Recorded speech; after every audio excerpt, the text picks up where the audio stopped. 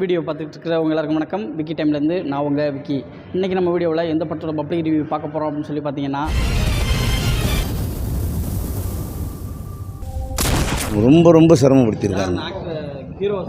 ஆமாம், ரொம்ப இவ்வளோ சிரமப்படுத்தி எடுக்கக்கூடாது. படம் நல்லா இருக்குது, கதை நல்லா இருக்குது. படம் நல்லா இருக்குங்க. வெளிநாடு போய் இதேமாரி கஷ்டப்படுறவங்க அனுபவிக்கிற கதை. அதனால் படம் பார்க்க வேண்டிய படம், தரமான படம். இல்லை, படம் செம்மையாக இருக்குதுன்னா வெளிநாடு போகிறவங்களுக்கு இது வந்து ஒரு முன்னுதாரணமாக இருக்கும். ரொம்ப ஃபேமிலியெல்லாம் விட்டு ரொம்ப ரிஸ்க் எடுத்து போய் எவ்வளோ வந்து கஷ்டப்பட்டு ரொம்ப தப்பிச்சு வெளில வர்றது ரொம்ப கஷ்டமாக இருக்குது. படம் நல்லா இருக்குது. கல்ஃப் கண்ட்ரிக்கு போகணும்னு நினைக்கிறவங்க இந்த படத்தை பார்க்கணும் ஃபஸ்ட்டில். ஆமாம், கல்ஃப் கண்ட்ரிக்கு போகணுங்க. இதை பார்த்தாங்கன்னா நல்ல முடிவு எடுத்துக்கலாம். படம் நல்லா இருந்துச்சு. டேரக்டர் வந்து இவ்வளோ நாள் வெயிட் பண்ணி எடுத்ததுக்காக நல்ல கதை வந்திருக்கு. ஸ்க்ரீன் பிளேயும் நல்லா சூப்பராக இருக்குது.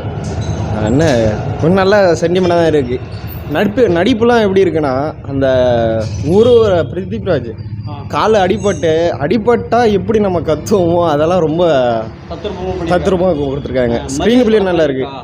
இல்லை மரியான் படத்துக்கும் இதுக்கும் சம்மந்தமே இல்லை. அதோட கான்செப்ட் வேறு, இதோட கான்செப்ட் வேறு. அது வந்து நடுவில் பிடிக்கிறாங்க. இது லைஃப், இது மொத்தமாக ஃபஸ்ட்டே போய் மாட்டிக்கிறாங்க.